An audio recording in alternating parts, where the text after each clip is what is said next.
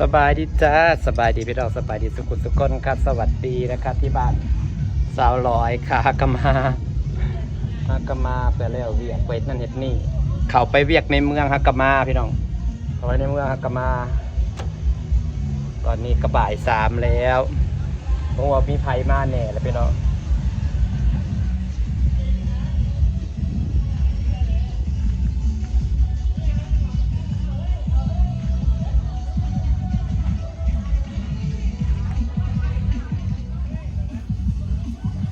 ไก่งวง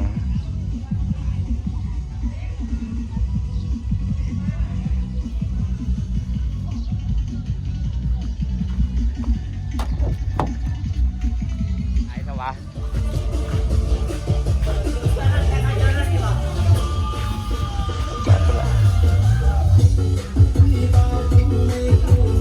แขกหลายแท้ไม่ได้ปักซองไปเบียบปักซองจัดโต๊ะรอเพื่อนเหรอคะ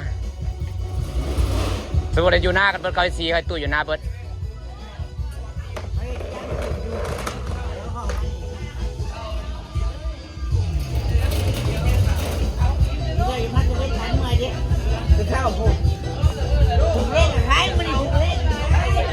เฮ้ยซื้ออะไร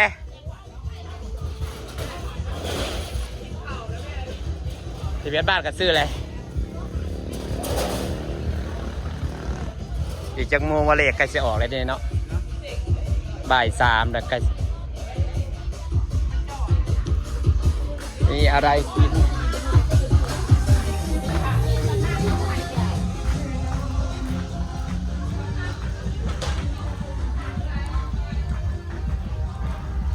เจ้ามีคนใหม่มีอะไรกินปิ้งเป็ดปะเป็ดดำเลยมันจะแซ่บสิมาใส่ติ่งหลิงอยู่โหสั่งมันแซ่บหรือเห็นเอามาให้กินสั่งกะสั่งไก่เดโมสิมาอะไรก็มาเลยหน่อยเพื่อนสิมาอยู่กระถึกนับจังหวะมากกับพ่อสิมาอยู่ดอกมาถึกจังหวะบ่มานั่นตีเที่ยวคอยไปทางไหนเลยไผ่ตะมึมนะอยู่เพื่อนนั่นแหละมึงคือโบมาเห็นไหนเห็นจ่าเนาะเดี๋ยวนี้เนาะยากหลานเลี้ยงลูกให้นั่นน่ะเลี้ยงลูกกันลูกมันอะไรลูกบกวันนะเรียนลูกเคยเรียนไพ่เลยแมนมันได้ย่างซับเลี้ยงหลานอยู่เพื่อน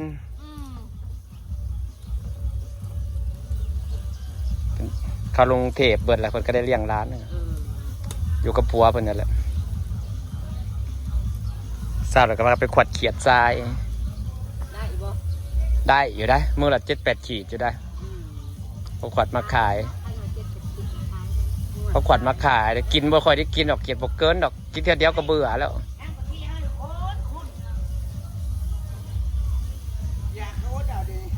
เอียจะแซ่บครับด้วยอยู่มึงสิลดหุ้นบ่อยได้เป็นกระเพาะได้ฉันบดโซนในฉันจะกินข่าวเส้นนะ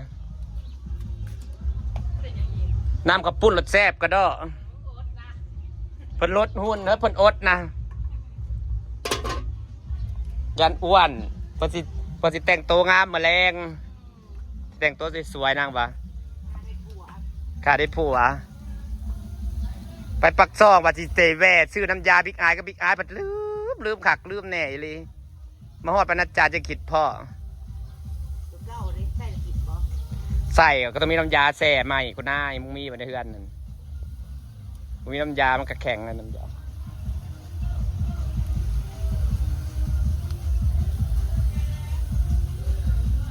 จะกินยัง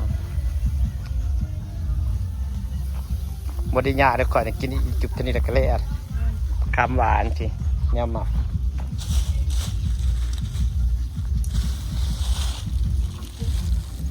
เฮ้ยนั่นคือหุ่นดีแท้โอ้กินยาอ้วนได้สำนีนะคุณยาอ้วนบ่คอยขาดยาอ้วนไปได้นะ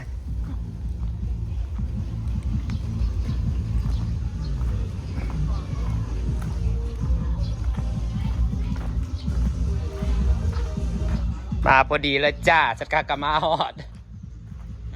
สักกะมาฮอดไปนาผมมา สับสิหล่อเลยเนาะ ยังอเด็บผู้สิยำ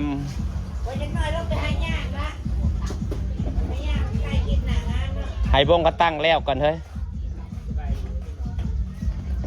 ได้กระตายังเฮ้ย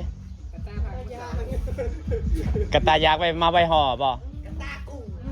เอาเมื่อน่ะเทียงกันว่าชาติเลยเพิ่นว่าสีเดียวกันอีกแล้วเพิ่นเทียงกันกระตาเมื่อก่อนนั่นสีเดียวกันเพิ่นว่าบัดมันบ่แม่นสีเดียวกันบางคนละสีมาละเขาเห็นละงัวนั่นน่ะมันหลายส่วนงัวเจ้าวัดเลขสิออกแล้วยังสิหางัวหางไว้ยังหางัว หาลูกสาวมาลานะหาเฮ็ดยังมันภาพเลขให้ที่บอกเอิ้นซื้อมันนั่นมันก็คานตอบแหละมันนั่นแหละไปหาบ่อ๋อแสดงมันเป็นไปหากินไก่ซะป้าซาแต่งกินนะฮักกะมาเด้นะหิวซิวหิวข้าวพากันหลอกกินอิ่มเลยว่าอิ่มแล้ว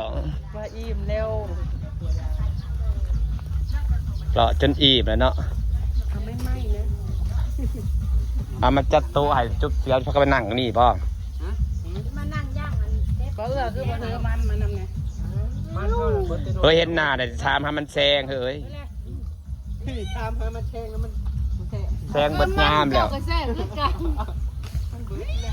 อันนั้นเนาะเคยโพสอันนั้นสั่งมันเนาะโอ้ยอย่าคือ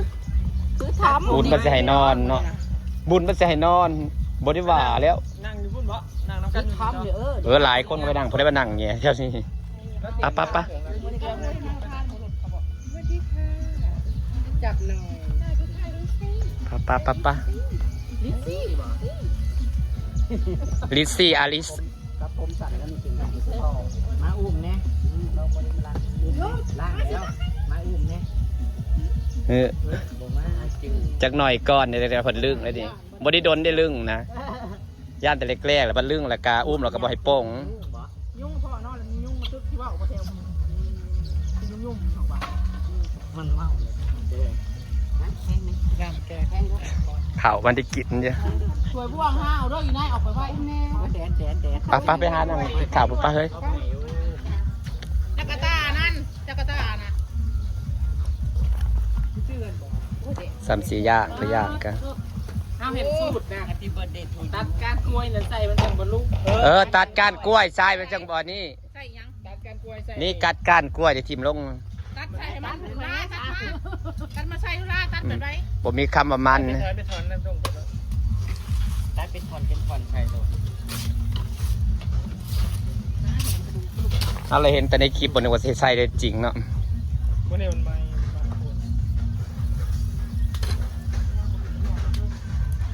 ไฟแห้งก็ไม่เป็นไรค่ะใส่ก้านกล้วยลงไปเลยจ้าน้ำมันมันเธอมันหยอดลงใส่ซ้ำมันเลยใหม่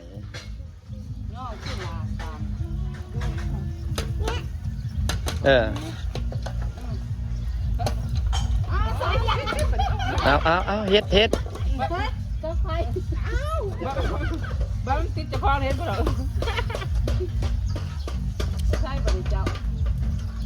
ย่อไปได้เราไปเดินก็ไฟสิระเบิดตู้ปั๊บไปหานั่งโต๊ะกินข้าวผักเอาเป็ดนะผักเอายำเอาไว้เป็ดนะในจานนี่เฮ้ยกระเทอได้ข่าวมาแล้วจะเอาลายหยาดแต่หมอนะ